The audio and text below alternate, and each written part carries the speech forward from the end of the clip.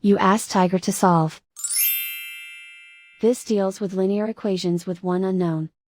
The final result is z equals 28. Let's solve it step by step. Swap sides.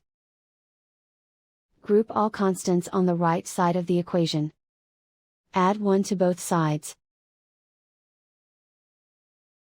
Simplify the arithmetic.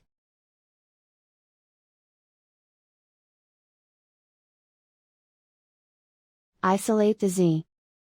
Multiply both sides by inverse fraction 4/1.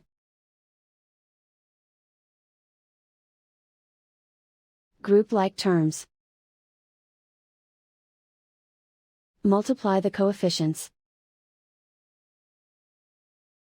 Simplify the fraction. Simplify the arithmetic. And so the final result is z equals 28.